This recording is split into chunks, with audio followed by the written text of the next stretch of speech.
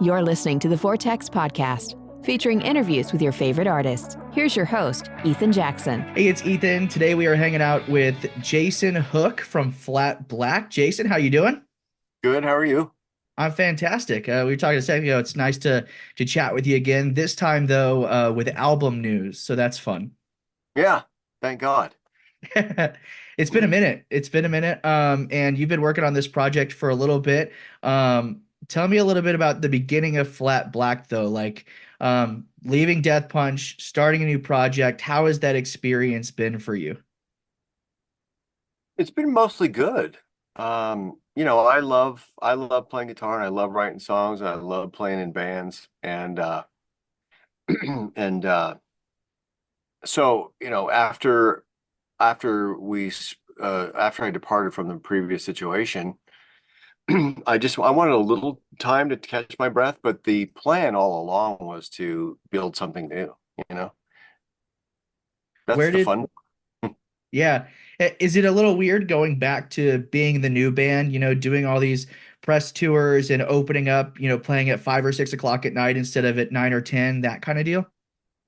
It was at first. But it's been 4 years, so that's sort of the norm now.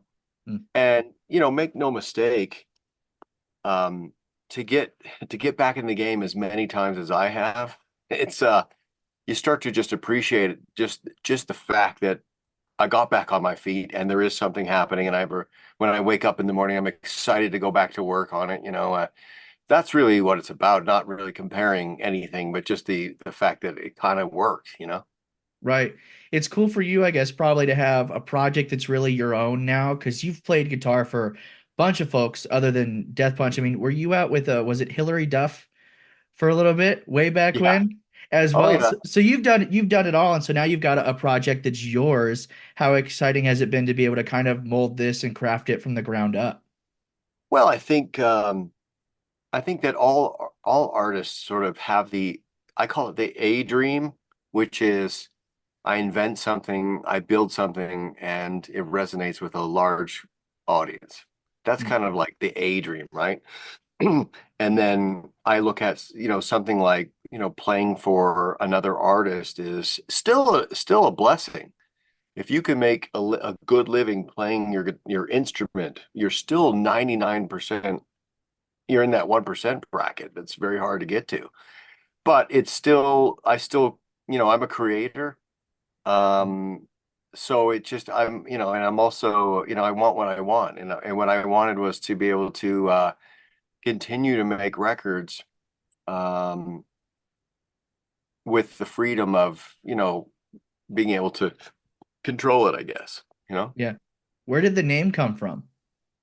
The name came from, well, I'll back up a second, but I had a list of hundreds of awful names in the iPhone, right? I had a notepad that every time I would think of something, I'd put it down, and then you go back and look and go, God, these are all awful. And for a long time, everyone around me was pushing me to call the band Hook, which I really didn't want to do. I think that it's not all about me. It is a band, a proper band, and I didn't want it to be like Jason and Friends or have that perception. Right. So going back to the name, I was driving down Las Vegas Boulevard, and there's a private airport on the east side of the boulevard. And I remember I was driving down there, and I saw this private jet, this small high-end private jet that was decked out. It was all flat black with sort of this gold orange kind of accent stripes and stuff. And I wish I had taken a picture of it, but it looked so sick that I was like, flat black. And I was driving home flat black. And then ran it by my wife, and she was like, that's pretty cool, actually. And then I'm like, okay, I ran it by management and everyone else. They're like, it's actually very interesting.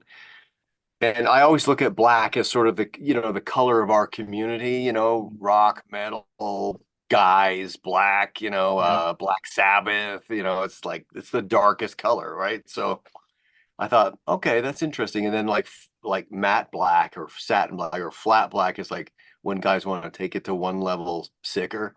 Like I Exactly. murdered out my car, and I wrapped it in flat black. So anyway, everyone liked it, and so that was it. Here we go, flat black. And I was so relieved that we didn't, have to settle for hook. That it was a bad, you know. No, Flat Black is badass. The new record, badass title as well, Dark Side of the Brain, coming out on July 19th. The record's great, by the way. I had a chance to Thank listen you. to it. It's fantastic. One thing that like I really noticed is, and something that I love when guitar players specifically kind of head up records, is they end up being guitar heavy albums, and there's a lot of, there's solos on the record, and that's something that kind of gets lost these days. And so that was something that I really enjoyed about the album. Oh, great. Thanks. What can I say? I'm a guitar player. And I'm not afraid of guitars. Yeah.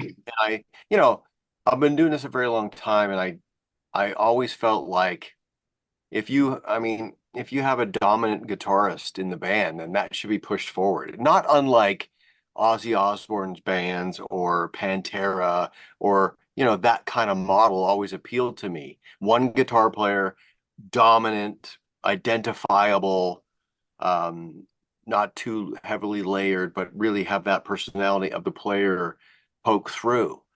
And that's really all I wanted to do. There's a lot of moments on the record where I'm playing solos live off the floor, one take, no rhythm guitars, just bass, which is an approach that you pretty much won't hear anymore. Going back to the sort of the Pantera, like when Dimebag's playing, he doesn't need to lay down four rhythm guitars underneath that, Right. Did you covering it play up. did you play all the instruments on the record, or at No, what point no. did you bring the other guys in? Well, there was a lot of demos. Yeah. There was a heavy demo period. Because I started the project by myself, I'm just sitting here making tracks and stuff. But slowly, one at a time, I started to play the music for other people, and they're like, it might be time to switch gears and start building the band around this stuff. Right. And I agreed. So, I always start with the drummer. I need an amazing drummer that I can feed off of. I need that connection, not unlike Dimebag and Vinny or Eddie Van Halen and Alex. I need that kind of connection with the drummer. So I set out looking for my drummer, and that took a bit of time, but I got lucky. I found this guy, Rob Pearson. He's just so good that I got that right. I mean, it's so good working with him. He's just on fire, and he's up for anything, and he's willing to work hard, and he likes to play everything at 250 BPM, which is it's hard to find guys that like that. Right. It's a lot harder. So I couldn't be happier. Everyone is just a very strong player or musician in their role. And so the four of us together end up being something that I think is something I always wanted, like where it's pretty potent. Right. I think Rob's a lot of fun to watch live too. I mean, he's killer up there on the kit. It's fantastic. So, Kid's a rock star. What can you do? oh, for sure. For sure. He ain't gonna One be thing playing in the dark. That's for sure. one thing I was going to ask you too is listening to the record, programmed drums are pretty common now. Are Hmm? these are all live, right? Yes. Or yeah, okay, that's what I thought. Listening, I was like, this doesn't sound like a computer. No. I was like, this is great. Yeah. No. There was absolutely no way I was going that route. No way. Not only I think it's I don't think a lot of people may know this, but modern music is probably 90% programmed drums. Mhm. It's cheaper, it's a lot easier. You can change your drum kit with one click of the button. I would rather try a Ludwig and you know all that. It's convenient, and you can change patterns at the end of the record. Oh, it needs another thing there, and let's program. And so I understand the flexibility of it is great, but I don't want to follow the trend. I'm trying to break away, and bring back something that has a heart Mm. and real personality. And Rob's way too good of a player to not have him play. It Yeah, doesn't make any sense, right? I mean, with all the guys, right? I mean, I picked lethal guys, so they could be featured and put together something that sounds like four people that have to figure out what is our sonic landscape as a band, you know? So, the computers are great and they're also a curse, I think.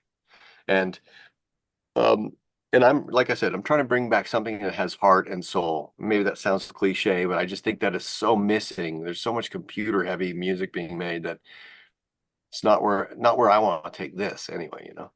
for sure. Well, I think it goes to show that, like, if I can toss it on and just instantly tell, oh, those aren't programmed drums. If you can tell the difference, then it's that much better, you know? Yeah. Yeah. So, Yeah, we booked a couple weeks at the Hideout okay. and we tracked all the stuff. I filmed it all too, which is fun. I haven't really put any of that stuff out, but if you go back and watch the very first video we put out, it's Your Lack of Respect. Hmm. That has little pieces of the footage of what we were doing in the studio. That's kind of That's cool. awesome. Is the Hideout, is that the Churkos? Oh yeah. Yeah. Yeah. So you Oh work with yeah. them again. Yeah. Those guys are great, Well, man. they're my friends, you know. Yeah. Kevin was either too booked or planning for retirement. So, but I ended up working with this fabulously talented guy, a couple of guys actually, but this guy over at Hideout who is actually Kevin's engineer or assistant, Tristan Harden. Okay. So he sort of runs the show over at the Hideout, and um, and so I said, well, like let's try to do it together, you know. And he's just a little wizard, Sonic Wizard. I love that. That's his new title now. Forget Yeah, assistant, whatever. Sonic Wizard's going on his email signature. yeah. Well, one of my favorite songs on the record is actually the opening track. It's okay to be angry. I love the vocal intro and everything, and then it just smacks you in the face. Who did that vocal intro? Was that you? It is me. That's what. Okay, I don't know that's if what I I was thought. like, should I ever tell anyone that's me? It's heavily manipulated, you know. For It's sure. going through filters and detuning and all this stuff. But I was reading a self-help book. Um, I read a lot of self-help books. You know, we're all work in progress, right, Ethan?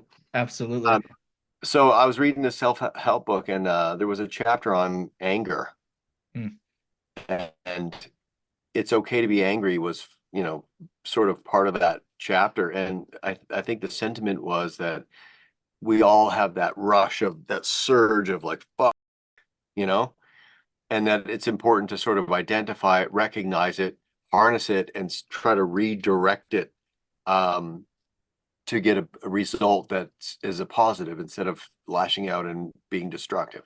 That's kind of the whole vibe. 100%. One of the songs on the record that really caught my ear, I guess, too, was Home. And I don't think that one's out yet, but it's a little bit of a palate cleanser almost in the middle of the record before you get smacked in the face again. And it's a lot of fun. I was wondering if you could just tell me a little bit about that one. Well, I'm really proud of that song. I was listening to it last night, and I think it's just beautiful. It sets a soothing feeling Mm, and just holds it there. And all the stops and starts and the ups and downs and the sections, all it just to me, it's really, I think it turned out so well.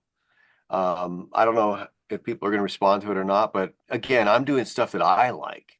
And when I exactly. listen to that recording, I just think, wow, what a beautiful feeling. You know, it's sort of sad but soothing, and all the parts seem to work. The solo is smooth, everything. So it makes me really happy when guys like yourself, who obviously like heavy music, identify that as special. Yeah. You know, Yeah. No, that's it cool. was it was awesome. It was awesome. Where I was rolling through the record this morning and I was like, oh, that's a really good tune. And it does kind of cleanse things for a minute and then you ramp things right back up again. And Yeah, it's cool. I like the placement in the album too. Sometimes you'll see a band toss quote unquote soft song at the end of the record just because they have Right. to or whatever. But putting this kind of in the middle, front and center was cool. I like that. Well, good, good. Again, I don't know what to expect. I've been living with this music for a couple of years now. Yeah. Um, so I'm just, it's beyond my control. You make a record, and it took a little while to get filtered into the system with the record company, and setting up a release takes time. I mean, the record was done before there was a record company. Right. So I financed the record, and we made it on our own, and then got management, and then started shopping the deal. So that's why it's coming out now, because Mm, it takes a while to get all that stuff lined up properly, so that the release gets the best shot it can with the most amount of machine behind it. absolutely. Well, you're in Vegas, and so is Corey Taylor, I believe, and he's on Nothing to Some. I'm curious if the being within proximity had something to do with getting him on the record. Well, I didn't. I'll tell you. Well, I'll tell you what. I mean, when he when he when he offered to help with my songs, I never knew that I was going to have to answer this question a million times. So I hope he doesn't think that I'm trying to milk it for all it's worth. But just a lovely guy. I mean, I'm I started a friendship with him in 2020. I was working with his producer in Los Angeles, and that started a texting back and forth. And the most amazing part of the story is that he was like, "Well, send me everything you got. I'll help you." I had no band. I had nothing. Yeah. Just working on music, right? And so he just said, "Send me, if you don't have anyone to work with, I'll help you. I'll help you finish these songs." And that's just an incredible gesture on a human level, because I didn't really know him that well, but he stuck his foot forward and said, I'll help you keep moving. So what can I say? Just a stellar human being, that guy. Awesome. The feature's great as well. And yeah, I think people were really stoked about that. When you guys started teasing it, instantly everyone was like, "Oh, we know who that is." Yeah. Yeah, So it's hard. it's an instantly recognizable growl, kind of basically. I'll tell you something funny about that track. So Corey is he does like one or two takes. That's his thing, right? Mhm. He works on the idea at home, and by the time he arrives at the studio, he knows exactly what he wants to do. So there isn't this like taking one line at a time, sing it 10 times, next line, sing it 10 times, we'll put it all together. That's not how he does it. So with Nothing to Some, he literally did one take, but in the middle he got fucked up somehow, and he goes, ah, and would like stop Yep. and let me pick it up from there and finish. Yeah. Like one take, but broken in the middle where he made a mistake. So I pulled the off from where he up, and I put it at the front of the song. So he goes off, and then bam. So That was that's how. rad. That was going to be my follow-up actually. So that's fantastic. That's funny. I love that. Well, Yeah. hey, you mentioned that this record's been done for a minute. So does that mean you're already working on stuff for the next album? Oh yeah. I Yeah. mean, it's all joking aside, the next record's almost done. I shouldn't say almost done, but you know, we wrote 35 something songs, Mm, maybe. And the reason why I like to do that is because then you have a large batch, and the ones that sort of everyone thinks are the better songs, you can sort of cut those ones off. We'll come mm, back and work on those ones again later. So we have 14 songs on the record. There's still probably another full records. I mean, I wrote 5 songs with Corey mm. that are just sitting in a folder, right? So and then there's a whole bunch of stuff. I don't think it'll take a very long time to get the second record out there. I certainly don't want to rush it. I want to make sure it's right, but there's a tremendous amount of leftover material, which is exciting for me because, as you probably know, once the machine starts rolling, you don't have the luxury to take a year to make the second, or 2 years. There's that time is gone.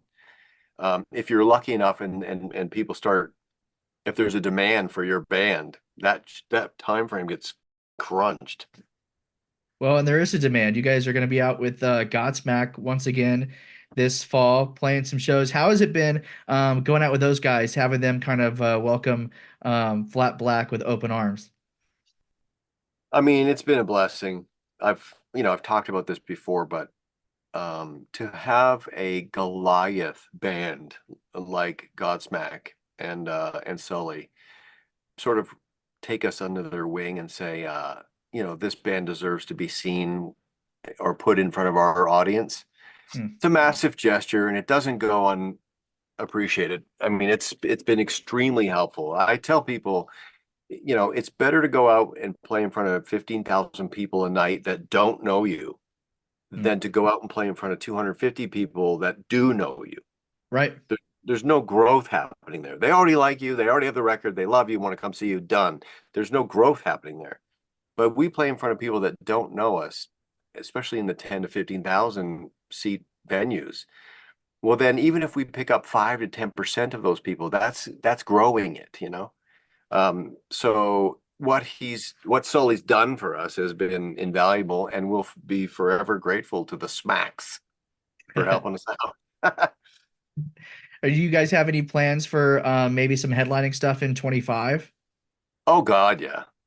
Yeah. It's already being booked up. Yeah, like that's the next step. It's hard to headline without a record. Exactly. It's hard to headline without a record. So by default, you have to wait.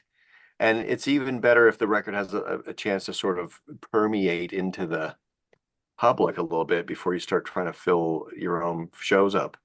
But I'm not afraid of it. Like, playing live is, I think, something that I'm good at. I'm not trying to pat myself on the back, but I put together a band that I knew would be really great live. And so I think part of our strength is in the live presentation. And when it comes time to playing the record, we're going to have to learn the whole thing and maybe omit one or two or rotate, but you're going to hear the whole record live. To me, that's really exciting because the songs were built to be played live. Yeah, 100%. And I think that folks who've seen you guys already are probably excited to hear the studio versions coming up on July 19th. Dark Side of the Brain is going to be out. Jason, thanks so much for hanging out today, man. It's been a pleasure, and I'm looking forward to seeing the reaction from everyone online, I'm sure, as much as you guys are.